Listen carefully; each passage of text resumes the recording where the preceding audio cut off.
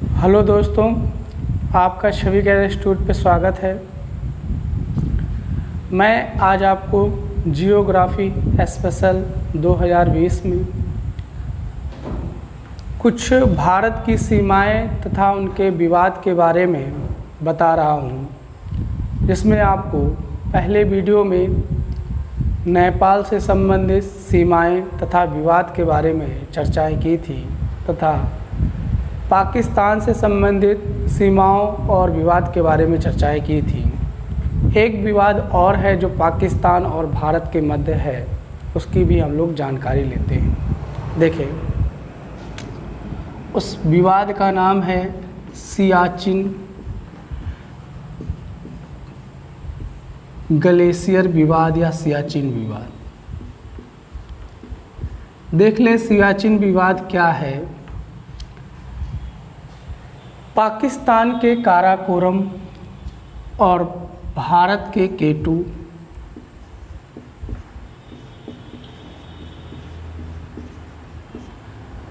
के मध्य स्थित एक बहुत बड़ा, जो लगभग जिसकी लंबाई 75 किलोमीटर तथा चौड़ाई 2 से 8 किलोमीटर हिमनद स्थित है।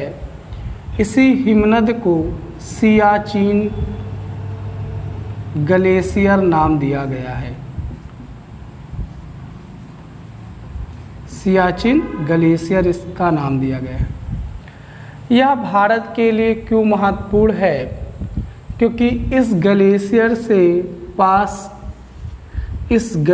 के पास ही चीन और पाकिस्तान तक जाने वाला राजमार्ग, जिसे काराकोरम राजमार्ग कहते हैं, वह गुजरता है। काराकोरम राजमार्ग गुजरता है, यानी हम कह सकते हैं यह ग्लेशियर 3 देशों को जोड़ता है, एक चीन, एक पाकिस्तान और एक अपना भारत। इन 3 देशों को जोड़ता है और यह ग्लेशियर विश्व का सबसे ऊंचा ग्लेशियर है, जिसकी समुद्र तल से ऊंचाई 5800 किलोमीटर है। समुद्र तल से ऊंचाई इसकी 5800 किलोमीटर है और यह भारत का ही नहीं, विश्व का सबसे ऊंचा युद्ध स्थल है। इस ग्लेशियर पर विवाद कब उत्पन्न हुआ?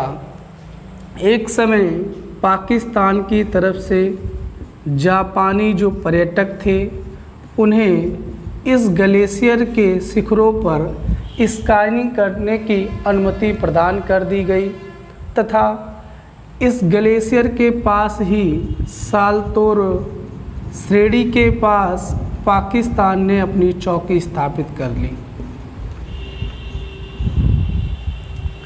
इस ग्लेशियर के पास ही सालतोरो श्रेणी के पास पाकिस्तान ने चौकी अपनी स्थापित कर ली तथा इनके शिखरों पर जापानी पर्यटकों को पाकिस्तान ने अनुमति प्रदान कर ली। तब भारत को समझ में आया कि यह तीनों देशों का पॉइंट है, कहीं पाकिस्तान इसमें भी धोखा ना कर पाए कि इस ग्लेशियर को अपना ले और हम जो ये अपना ले, जिसके कारण हमारे देश के लिए भी एक बहुत ही गंभीर विषय हो। क्योंकि ये इसलिए महत्वपूर्ण है क्योंकि ये 3 देशों को जोड़ता है, यानी भारत अपनी सेना लगाकर चीन और पाकिस्तान दोनों देशों पर नियंत्रण यहाँ कर सकता था। इसलिए भारत सरकार द्वारा, भारतीय सेना द्वारा भारतीय सेना द्वारा मेघदूत ऑपरेशन चलाया गया इन पाकिस्तानियों को खदेड़ने के लिए। यह ऑपरेशन जो है 3 अप्रैल 1984 ईस्वी को चलाया गया और इस ऑपरेशन के तहत पाकिस्तान वाले लोगों को खदेड़ा गया, यानी पाकिस्तान सैनिकों को खदेड़ा गया, जिस कारण इस स्थान का अभी भी विवाद है। क्योंकि इस स्थल के 2/3 हिस्सों पर भारतीय सेना मौजूद है तथा बाकी हिस्सों पर पाकिस्तानी सेना मौजूद है, और जो कि भारत और पाकिस्तान के बीच एक विवाद का हिस्सा है जिसे हम सियाचिन विवाद के नाम से जानते हैं। तो ये पाकिस्तान और भारत के साथ कुछ मुख्य विवाद रहे। आइए अब दूसरे देश के बारे में, उनकी सीमाओं और विवाद के बारे में देखते हैं।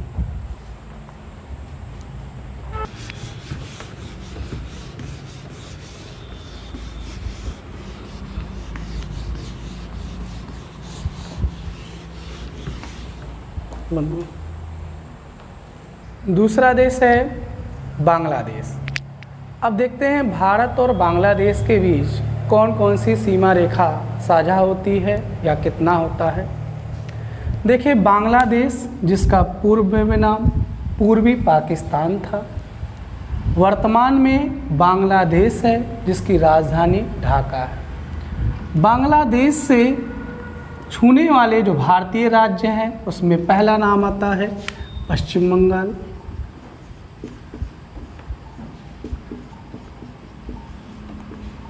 दूसरा नाम आता है असम,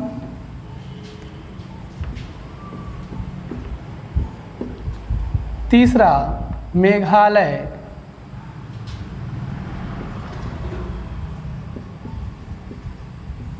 चौथा त्रिपुरा,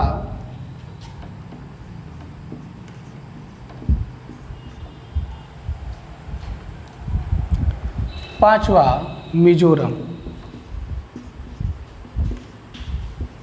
यानी बांग्लादेश के साथ भारत के 5 राज्य इसको स्पर्श करते हैं।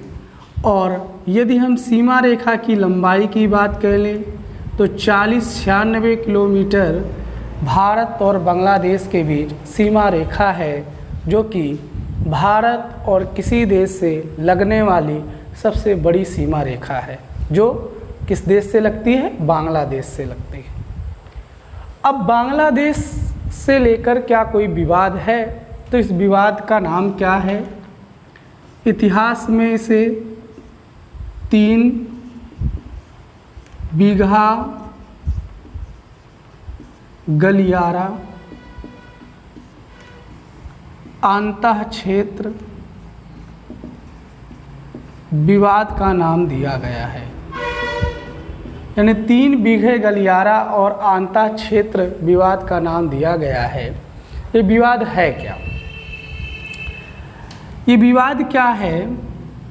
1751 ईस्वी में मुगलों और कूच बिहारों के बीच में एक संधि हुई थी। इस संधि के तहत बांग्लादेश के भीतर कुछ क्षेत्र और भारत के भीतर कुछ क्षेत्र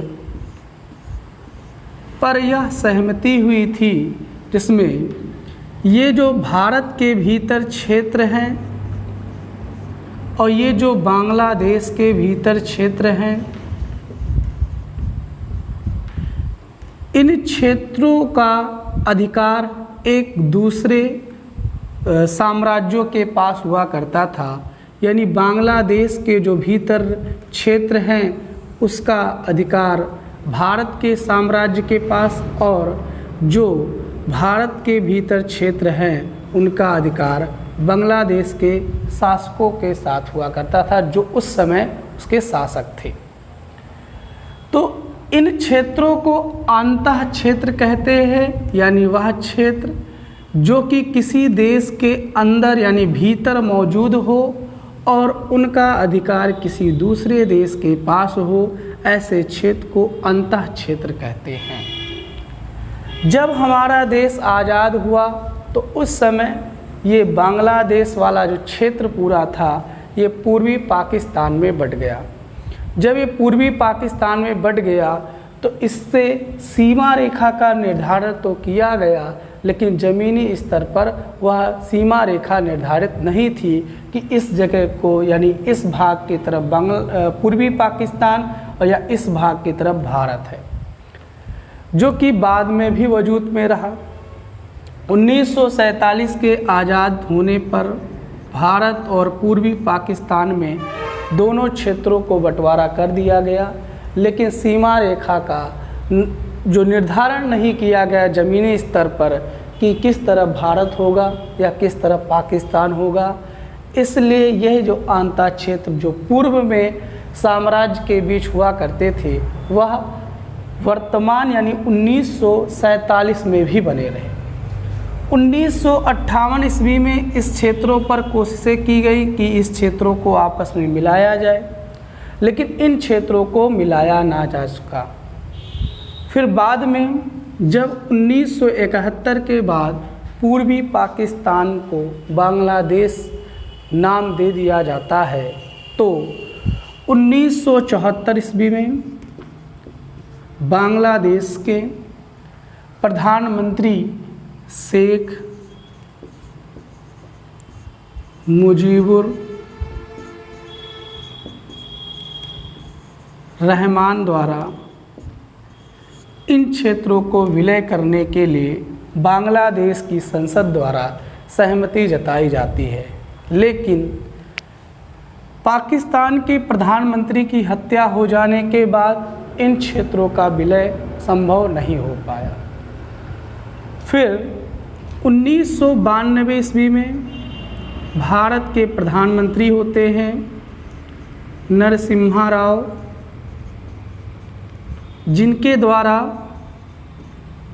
इन आंतः क्षेत्रों को आने जाने के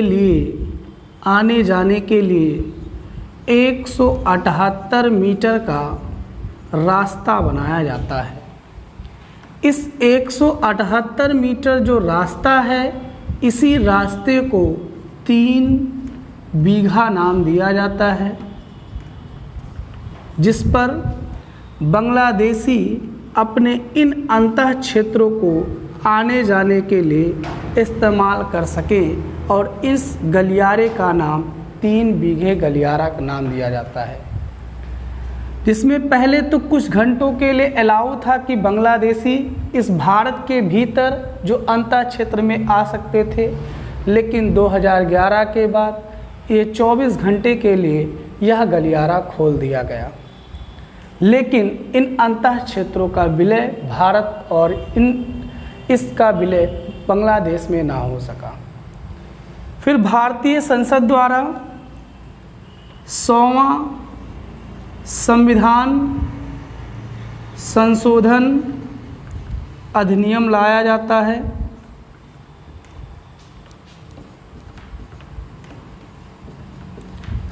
संविधान संशोधन अधिनियम लाया जाता है। इस अधिनियम के तहत भारत और बांग्लादेश के अंतः क्षेत्रों के विलय की बात कही जाती है, जिसके तौर पर 2014 में यह अधिनियम लाया जाता है, जिसमें इन अंतः क्षेत्रों के विलय पर संसद द्वारा राजनीतिक दलों द्वारा स्वीकृति प्रदान हो जाने के बाद 2015 में इन क्षेत्रों का भारत और बांग्लादेश में विलय कर लिया जाता है, और विलय हो जाने के बाद यह 3 बीघे गलियारा या अंतः क्षेत्र विवाद सदा के लिए समाप्त हो जाता है। तो यानी 3 बीघे क्या है, तो हम कहेंगे कि मुग़ल शासकों और कुछ बिहार साम्राज्यों द्वारा जो एक संधि की गई थी 1751 ईस्वी में, उसमें कुछ ऐसे भी क्षेत्र थे जो एक साम्राज्य के पास हुआ करते थे, लेकिन उस पर अधिकार दूसरे साम्राज्य का हुआ करता था। ऐसे क्षेत्रों को अंतः क्षेत्र कहते हैं, जो कि भारत और बांग्लादेश के, भारत और पाकिस्तान के पहले जब उसका बंटवारा किया गया तो वजूद में आए थे, लेकिन 1958 ईस्वी में पहली बार पहल की जाती है कि इन अंतः क्षेत्रों का इन दोनों देशों में विलय कर दिया जाए, लेकिन यह संभव नहीं हो सका।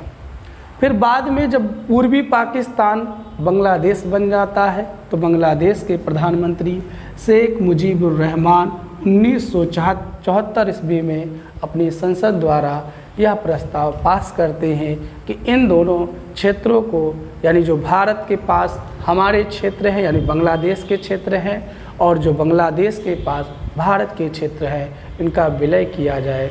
लेकिन उनकी हत्या हो जाने के बाद इसका विलय संभव नहीं हो पाता है। फिर भारतीय प्रधानमंत्री नरसिम्हा राव द्वारा 1992 ईस्वी में इन अंतः क्षेत्रों पर आने जाने के लिए एक गलियारे का निर्माण किया जाता है। यह गलियारा 178 मीटर लंबा होता है, चौड़ाई इसकी 178 मीटर होती है। इस गलियारे का ही नाम 3 बीघे गलियारा रखा जाता है। फिर भारत में मनमोहन सिंह की सरकार द्वारा 2014 में ही 100वां संविधान संशोधन अधिनियम लाया जाता है, जिसके तहत यानी बांग्लादेशी अंतः क्षेत्रों का विलय भारत में और भारत के जो बांग्लादेश में अंतः क्षेत्र हैं उनका विलय बांग्लादेश में कर दिया जाता है। इस प्रकार 3 बीघे गलियारा विवाद सदा के लिए समाप्त हो जाता है। आइए और देशों के बारे में देखते हैं।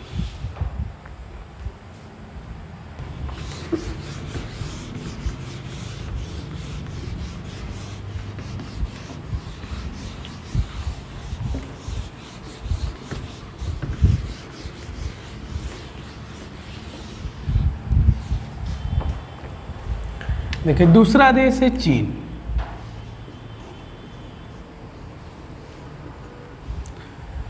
चीन के साथ भारत की जम्मू कश्मीर से लेकर अरुणाचल प्रदेश तक सीमा रेखा लगती है, जिसकी लंबाई की बात करें तो लंबाई लगभग 3488 किलोमीटर है। इस देश से भारत के राज्य जम्मू कश्मीर,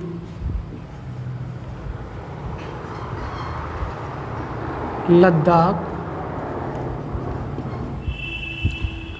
हिमाचल प्रदेश, उत्तराखंड, सिक्किम,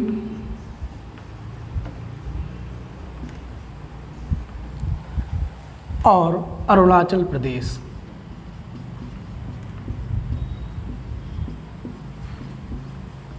यानी 1 2 3 4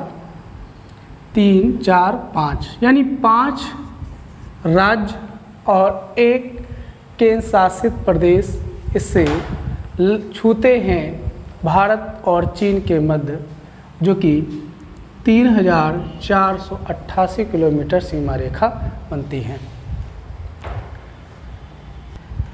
इन देश के बीच जो सीमा रेखा निर्धारण करती है उसी का नाम है मैकमोहन रेखा। मैकमोहन ब्रिटिश भारत के समय एक अंग्रेजी अधिकारी हुआ करते थे, जिनके बीच 1914 ईस्वी में भारत और चीन के बीच शिमला समझौते के तहत इस सीमा रेखा का निर्धारण मैकमोहन ने किया। मैकमोहन ने इस सीमा रेखा का निर्धारण 27 अप्रैल 1914 ईस्वी को किया गया, जो कि पूर्व में शिमला समझौता में तय की गई सीमा रेखा के आधार पर किया गया। इसलिए इस रेखा का नाम मैकमोहन रेखा कहते हैं। यह रेखा भारत की तरफ से तो मानी जाती है, लेकिन इसे चीन की तरफ से नहीं माना जाता है। यदि कोई देश इस रेखा का जो मान ना करे और कोई देश करे, तो इसमें स्वाभाविक है कि इसमें विवाद तो ज़रूर होगा। हाल ही के दिनों में एक विवाद चर्चा में रहा है, उसकी पहले हम लोग चर्चा कर लेते हैं। वो विवाद है क्या?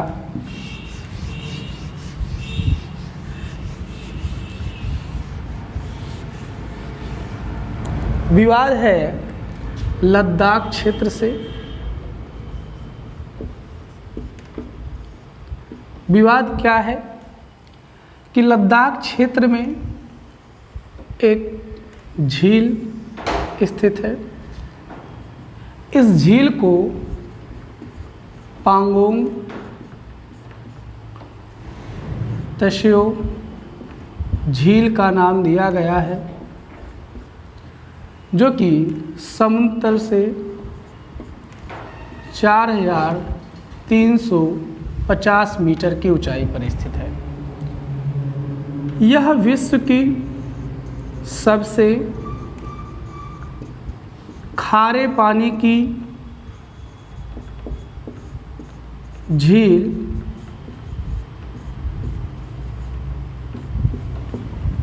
यानी यह विश्व की सबसे ऊंचाई पर स्थित खारे पानी की झील है, जिसका नाम पांगयोंग त्शो झील है।